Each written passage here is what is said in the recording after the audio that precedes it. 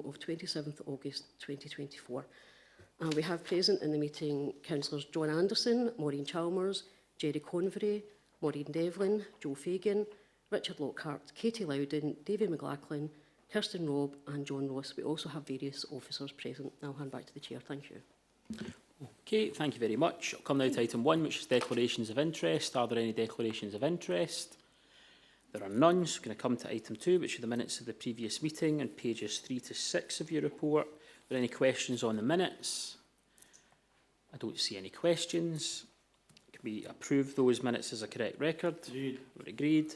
Come now to item 3, which is on the Council Plan Q4 Progress Report on Connect, and Neil Reid is going to speak to this report. Neil. Thank you, Chair. Yes, so this is the Q4 Progress Report for the Council Plan to the end of March 2024, and it reports on the 68 measures that we have to be reported against Connect in this financial year. As a standard report, you'll have seen the format of this before. As usual, the key information, if you like, is contained at the table, paragraph 4.5, which gives a summary of the measures and how many have come in as blue, green, amber and red. Overall, 81% of the measures are showing that they're blue or green, blue being completed, green being achieved according to expectations. 9% of the measures are showing as amber and 10% as red, and that accounts for all of the measures. The rest of the covering report contains tables which show achievements for each of the Council Plan outcomes, and there are, as usual, 3 appendices to this report. So the first one is output from the Council's improved performance management system, and that contains all of the measures and gives a bit of a narrative about them. It deals first with quantitative measures and then with project measures. The second appendix looks at those measures which have changed in status since Q2. So if they've gone from green to amber or green to red, then there's a bit of information there which hopefully allows you to see what that's all about. If they've gone from, say, red to green, then they're not listed. And the third appendix brings the LGBF indicators which are most relevant to the Council Plan. So these indicators, they're not covering the self-same period as the other indicators, but they're there to give some additional context and to allow you to look at the LGBF performance and other councils' performance in relation to those key indicators. And that concludes the report, and the recommendations essentially to note the content of the report. Thank you, Chair. Okay, thank you very much. Can I ask if there are any questions on the report? Could you please indicate now? And could I come to John Anderson? Thanks, Chair. Page 21, the number of road casualties is at amber. We set a target of 284, and we went over that by 86, up to 370. Now, the amber is a minor issue. Is that really worthy of an amber, or is it no, should be a red? Missing it so much. Also on page 28, if you bear with me to get to that, the number of business support interventions with a target of £1,200, which is well down on the years before. I mean, it actually was at 3,000 at one time. I'm wondering there, whenever we met that target, is this us under-promising in a lot of the cases, not in this, but and then trying to over-deliver? But the thing here is, it says it's been reduced by the number of staff. Now, was there an impact assessment carried out before we cut this budget to see the impact it was going to have on it?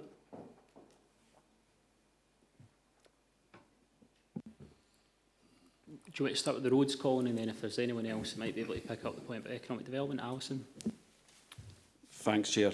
Just picking up Councillor Anderson's point about accident numbers. The way we treat accident numbers is kind of long-term trends. And if you just look at 22 to 23, which is going from 284 to 370, it could be argued that's a red. But we have had, when you look at 2019, which was just before COVID, you had 432. You had 3 years of a significant dip in accident numbers for obvious reasons in 2020, 21 and to a certain extent 2022. So what we're seeing over the last couple of years is accident numbers going back up. But the overall trend, if you go back, and there was some information reported at the last Road Safety Forum, is still downwards. So it could be red, but over the overall trend, certainly when I put through the update on that one, I indicated it was amber, just to draw attention to it. But it's a long-term trend downwards. Thank you. Thank you, Councillor Anderson, for your question around business support. Yes, the team has been impacted by two factors. One, we have got a team leader on long-term sickness, and secondly, the business support team was subject to a savings review, and 2 posts have been given up in relation to that.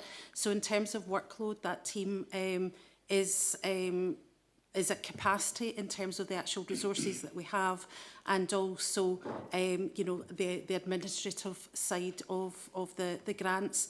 That said, we're currently undertaking a review of the grants to ensure that we're maximising the grant output, so really looking to support businesses that achieve significant outputs for us, and potentially move away from the smaller grants, so that, say, we can achieve the best outcomes for the businesses and employees.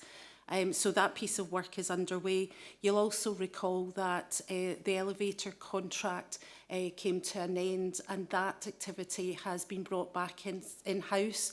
And that activity is hosted pan-Lanarkshire by North Lanarkshire Council. So again, there's an opportunity to undertake a review, again, which is underway, as to how best we work with the Business Gateway team to ensure there's not duplication of effort, and to ensure that we're maximising the benefits we can get for the businesses. Okay. Kirsten Robb. Hey, afternoon, everyone. A couple of questions, please. One's on the recycling on page 21. Can I ask a bit more about the bulky waste contract and how we can maximise the recycling? I heard that there's going to be some more reuse as part of the contract at the amenity sites, and I wondered if that was in place yet to try and boost those recycling figures. That's the other one. Do you want the other one just now as well? Yeah, I think take it just now, yeah. Okay. So on page 31, there's the point about the biodiversity strategy. Whilst that's blue, so it's certainly good to have a strategy. It's the implementation to protect, enhance and respect the environment, which is the outcome. And I was wondering if we're going to have any updates about how that will be affected by the potential loss of the Nature Restoration Fund, and what actions as a council we can take to make sure that we are protecting, enhancing and make sure the delivery of the strategy happens. Thank you. Okay. I'll come to Kevin just now to make a start, though I think I would make the point we're still waiting. I know we've all seen a lot of press coverage about the potential announcements coming from the Cabinet Secretary, but I think right now we've not had anything official as yet. But I'll come to Kevin on the first point. Thanks, Chair. Thanks, Councillor Robb, for the question. Yeah, as you know, we've discussed before, the new Household Waste Recycling Centre contract came into place on the 1st of April. Biffa was successful in retaining the contract. We made a lot of changes to how the contract operates, including a new higher recycling rate, guaranteed recycling rate. And one of the other things we included was maximising the use of reuse. So the contractor's working up some proposals at the moment about how we actually incorporate reuse on our sites, so that any of the waste materials that are being brought in will be assessed and hopefully working with a local third sector, set up some pop-up, and I think that's what we're thinking about, some pop-up sites for reuse within the recycling centres where there is space and capacity, particularly around East Kilbride. So the contractor's working on that at the moment, and we'll be able to report back in due course. The second question just around biodiversity and NRF, and how we're implementing the strategy. Yep, take the point, from the chair, we're still awaiting final confirmation on that, but rest assured we'll be doing what we can to mitigate the impact of any loss of funding. This council we were due to receive, just over £200,000, which we usually implement over, the winter season. But again, waiting final confirmation, but we'll be doing what we can to mitigate any impact. Jackie, do you want to add anything? Thanks. The only thing I would add to this is obviously that funding was part of the proposal around how we meet our pay award offer, and that situation is still to be resolved. So at the moment, we haven't had any formal notification that funding will be cut. Obviously, there's an issue around whether, if there was any funding cut for this year, would that be replaced in future years, which will obviously be part of the consideration that Kevin referred to a second ago. Thanks. Okay, thanks very much. I would just make the point that obviously everything we do in terms of monitoring takes place within the financial context that we're operating under.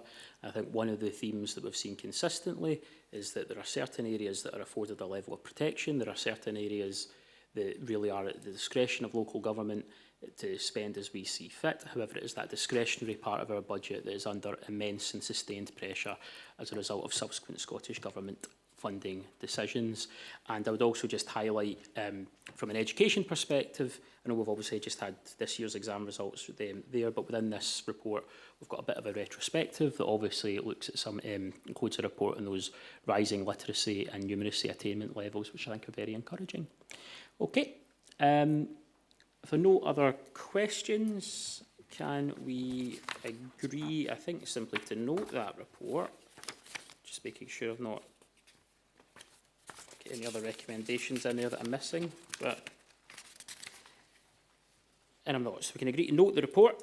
And I'll come to item 4, which is on our annual performance spotlights, and Tom Little is going to speak to this item. Tom. Yeah, thanks, Chair. Yeah, this is a report we bring to the forum every year, and it brings a draft version of our infographic-led performance spotlights, in this case for 23-24.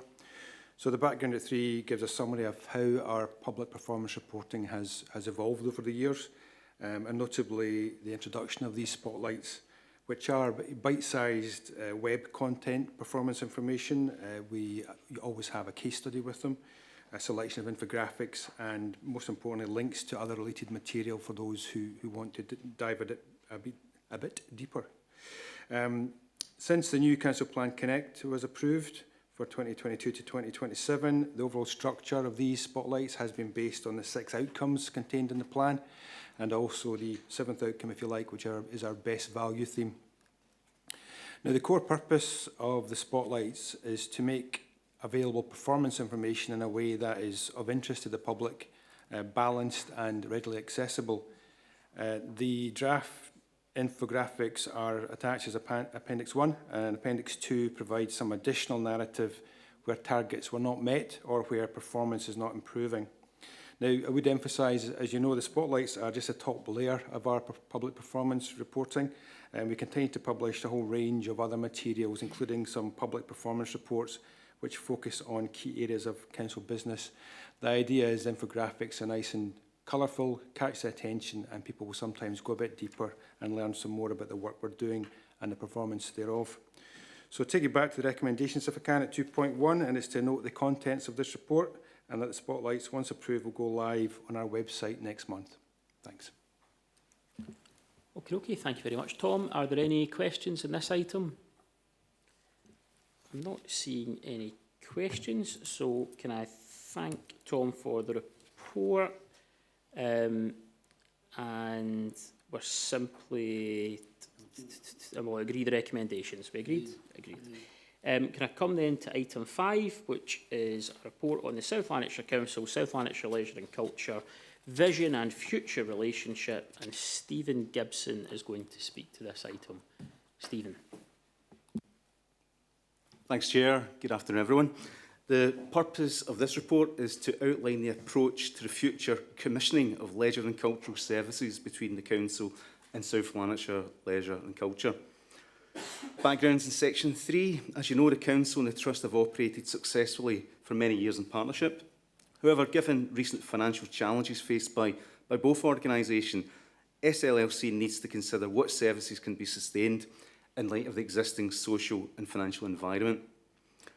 This includes taking account of the need to deliver a balanced budget, significant inflationary pressures, the cost of living crisis, and the deterioration in the condition of the estate.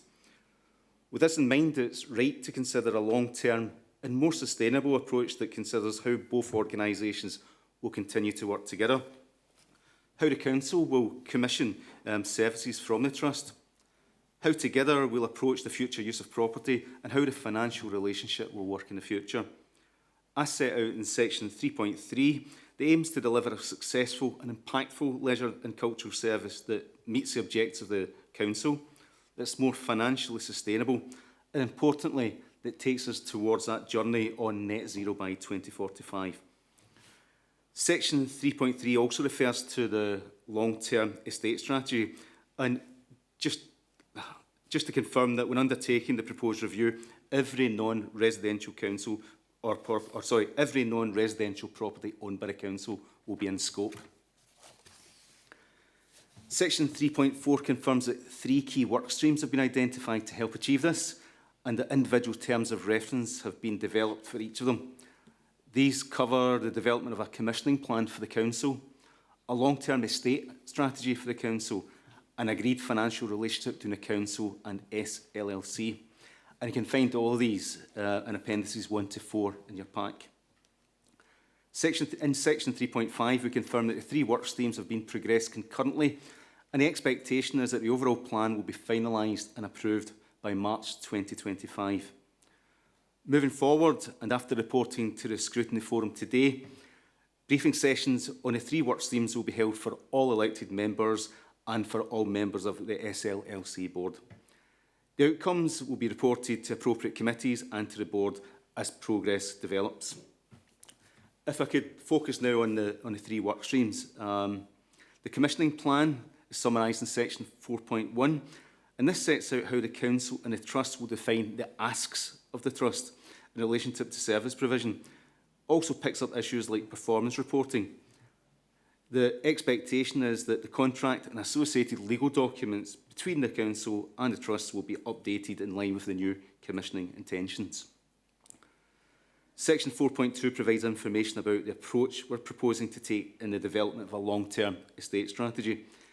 It confirms that the key aim of the review is to secure corporate and political buy-in for a 10-year strategy that will direct investment into a reduced, higher quality and energy efficient core estate in the future. In addition, throughout the development and implementation of the plan, ongoing meetings will take place between the council leader, the chair of SLLC, sorry, I've just skipped a page here, to make, again, back to section 4.2, to make sure that the recommendations are based on evidence-based data. We propose to evaluate the performance on our assets against a consistent and structured set of criteria. The table in section 2 advises that every asset will be evaluating its performance in relation to cost effectiveness, sustainability, service delivery, placemaking and use and utilisation. For each of these, the table provides an explanation of how we propose to measure, and you can find a more detailed explanation in Appendix 3.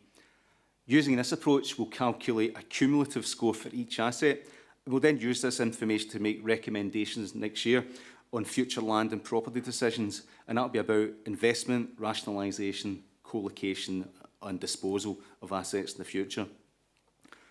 The financial relationship work stream is summarised in section 4.3.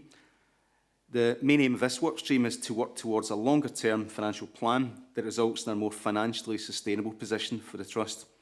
The review will allow both parties to understand how the business will develop and how increasing costs will be managed. Understandably, this workstream will be largely informed by the property and the commissioning workstreams. The next steps are in Section 5, and as mentioned before, the workstreams will be governed by a review board, and the outcomes will be presented to the committee and SLLC board. In addition, throughout the development and the implementation of the plan, ongoing meetings will take place between the council leader, the chair of SLLC, and the associated chief executives, and that's about supporting a positive and successful partnership going forward.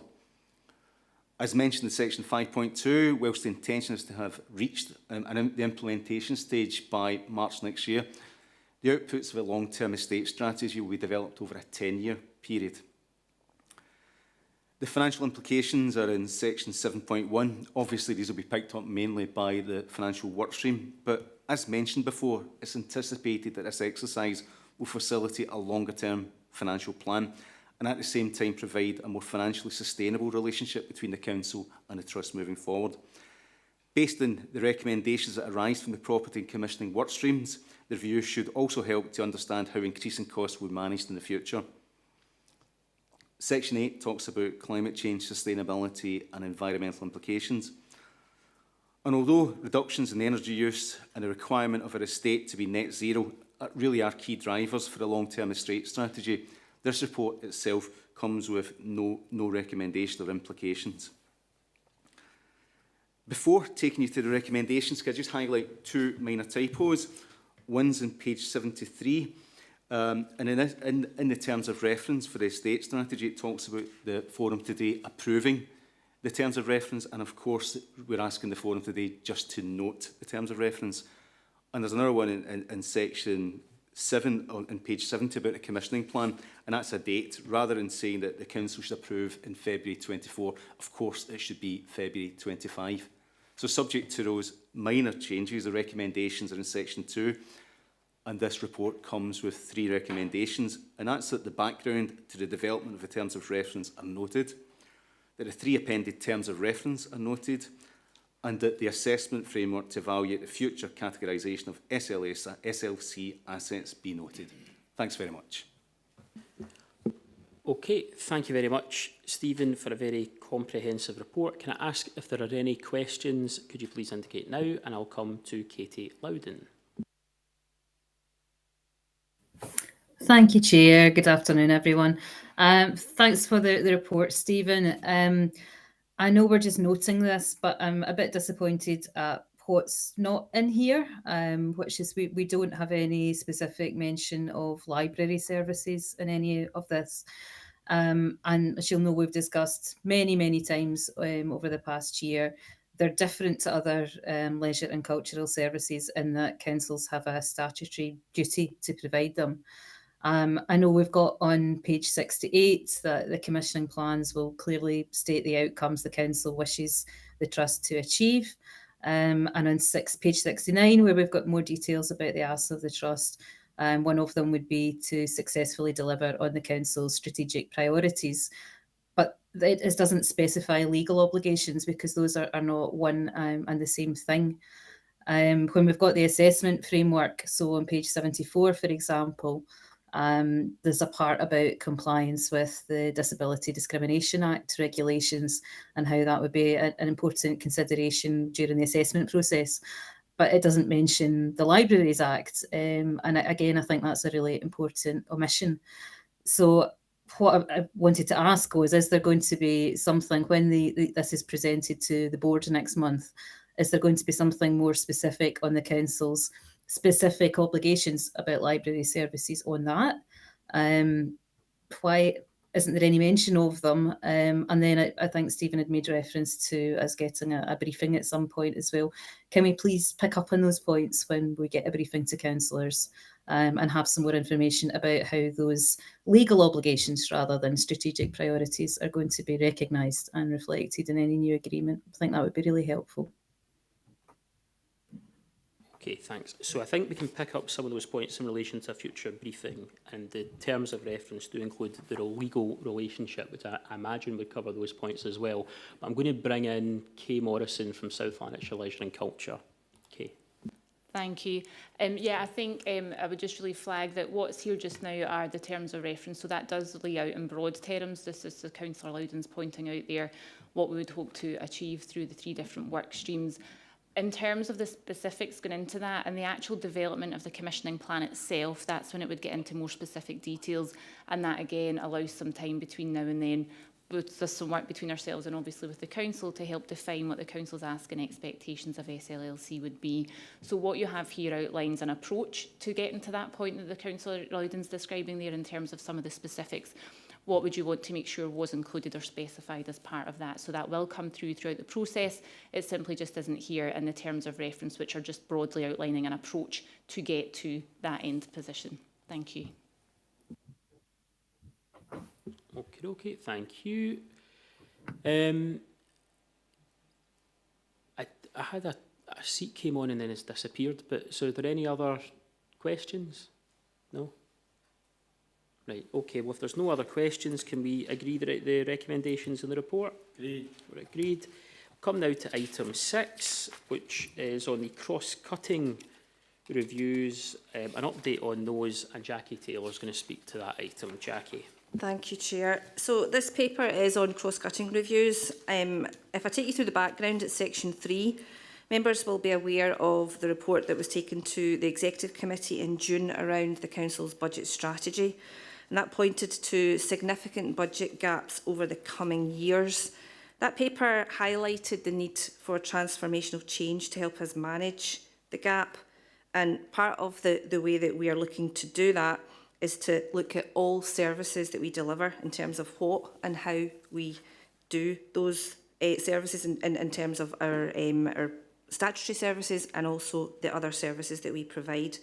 But as a foundation for that work and the transformational change programme that's recommended, there are a series of cross-cutting reviews that this paper picks up.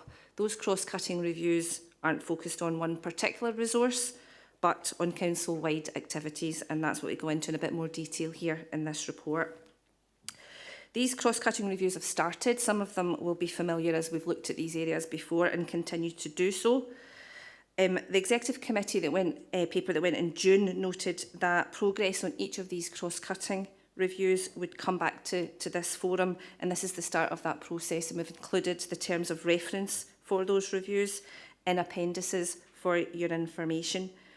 Should be noted that any review that does require an approval and its outcome will have to go to the relevant appropriate committee for that approval, but this forum will be cited on progress of those reviews.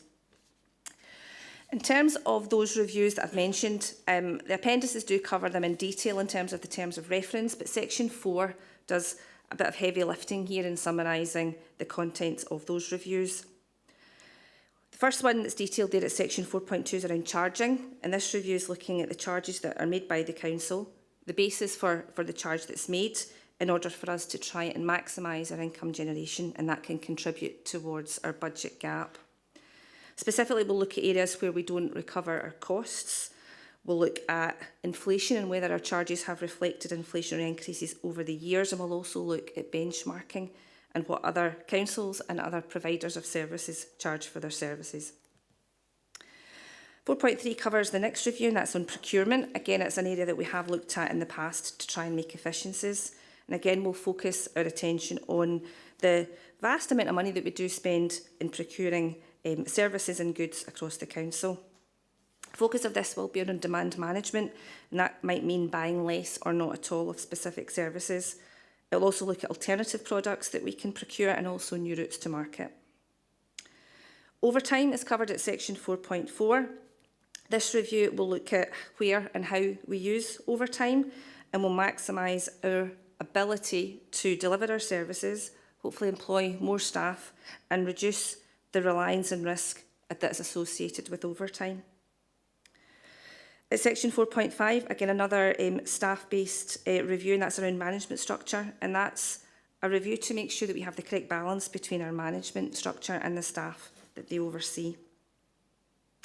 Section 4.6 covers the loans fund and the review around how we account for our loans fund debt. That will pick up on previous work that we've done around loans fund accounting and the opportunities that we took advantage of in previous years. We limited the benefits that we took from our previous loans fund review and have chosen to make additional payments, voluntary payments in terms of our repayment of debt. So we'll look at that again in terms of opportunities.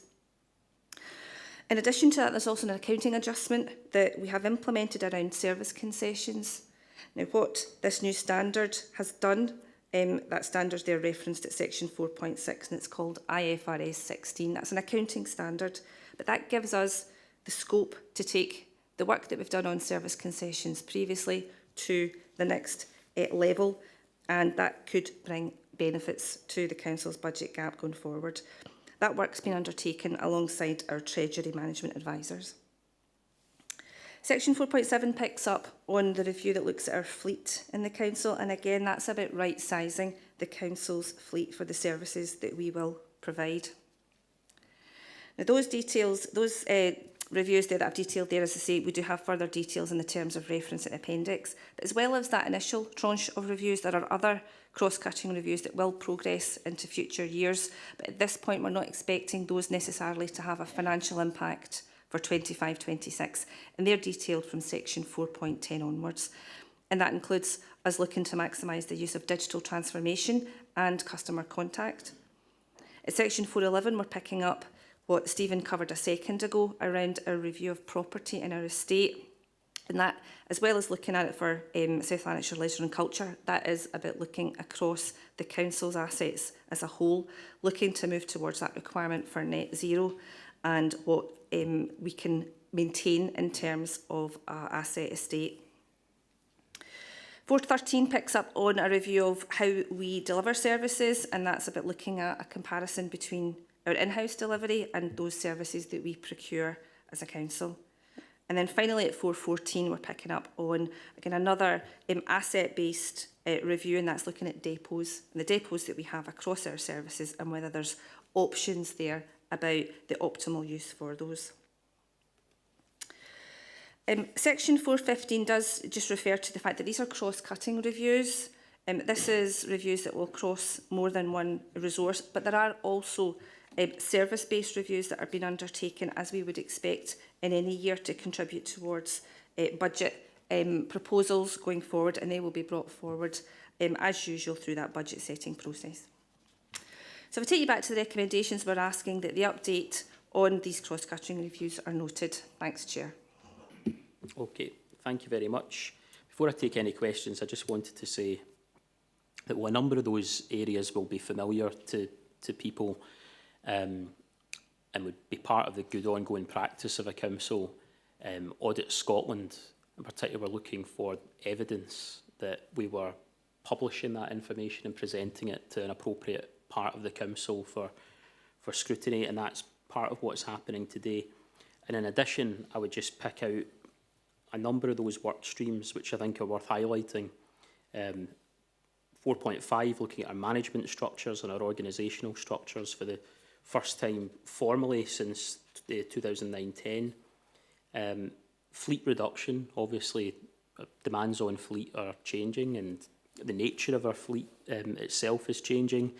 The points around property have been covered, but I also want to just highlight the in-house and procured services. So an example has been mentioned earlier of where the two Lanarkshire councils working together brought the Business Gateway contract back in-house, and actually that appears to be a more effective use of public money than going out to tender again. So there are a number of examples of how we can find savings in the way that we run the council while trying to limit the impact on people's services. But that is obviously, as everybody knows, extremely challenging given the financial pressures that we are operating with and the sustained attacks on our core funding.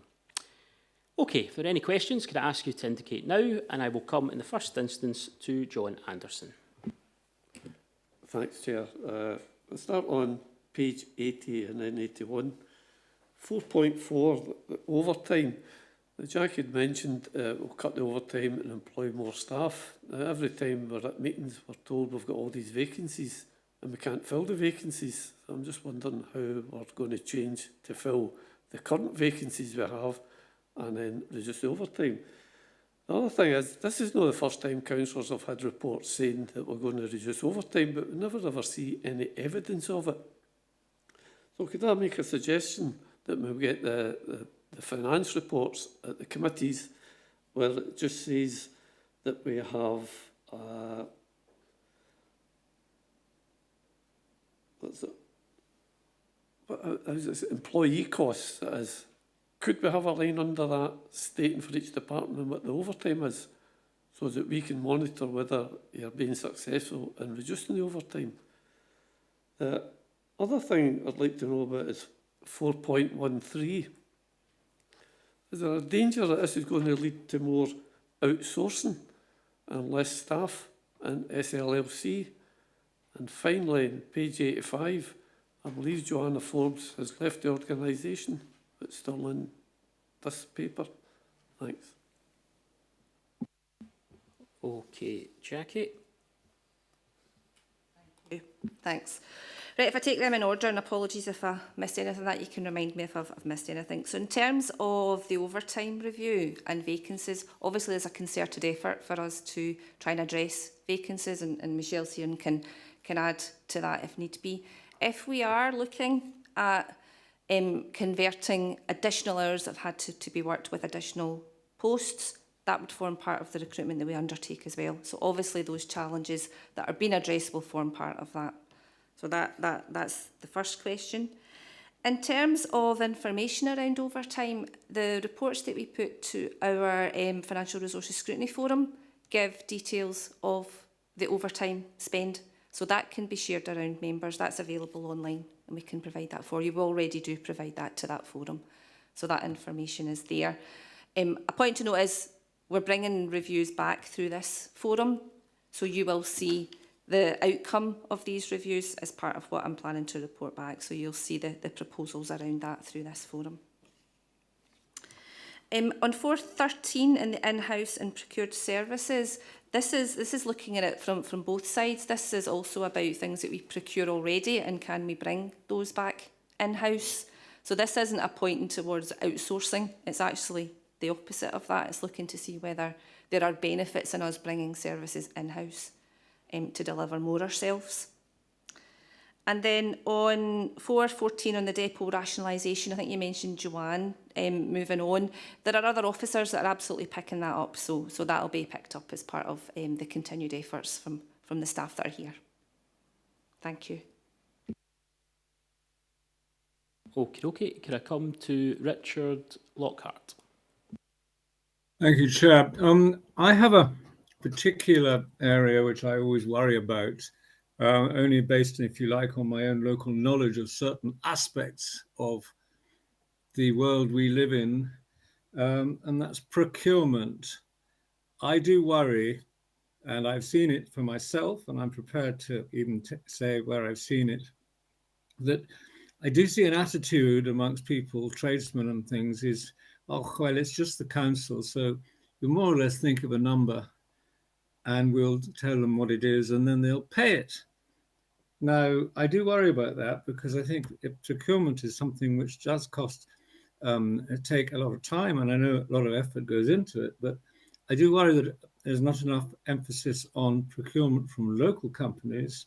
And I also worry that, if you like, how much knowledge there is in our own in-house departments about being able to challenge, if you like, the quotes that come in. I mean, you more or less have to accept what people say. And I just worry that this is a big area where a lot of money is spent. And I think we have a considerable lack of control over it. Okay, I'll maybe come back to Jackie, though I would say, obviously, with the Community Wealth Building Commission and other forums in the council, we are certainly looked to see how we can make that something in excess, well in excess of £300 million of procure spend, how we make that go further and support the local economy. But I'll bring Jackie in. Thank you. Yeah, very much around local spend, that's a focus for us, and we have taken on efforts to try and maximise that through you know, ensuring that we are getting quotes from local companies and giving them the opportunity to bid for work. In terms of the idea that people are just charging anything, obviously our procurement practices are robust in terms of us being able to assess bids that are given. We have to obviously follow strict rules around procurement and making sure that we are open and transparent around that. And we do have qualified staff that are able to challenge if there are any particular areas where they feel there isn't the appropriateness in a company's bid being put forward. So I'm confident that we do have the skills to be able to do that and that we are doing that going forward. Thanks. Okay. Richard, you're still on. Any follow-up? No, I think, thank you, Jackie. Yes, I mean, I know, I'm sure you're very conscientious about it, but I have local instances, a couple recently, where I look at the number in regard to quotes, and then where I have experience of the actual job and the skills, if you like, I feel a bit breathless after seeing the quote that's been accepted and think, wow, someone doesn't really know they're being taken for a ride here. That's all. Thank you. Okay. I think if you have a record of it, I'm sure that there are officials in the council that would be curious to be presented with it. But okay, are there any other questions on that paper? I'm not seeing any. Can we agree the paper? Agreed. Okay, thank you very much. No items of urgent business. I will bring the meeting to a close. Thank you.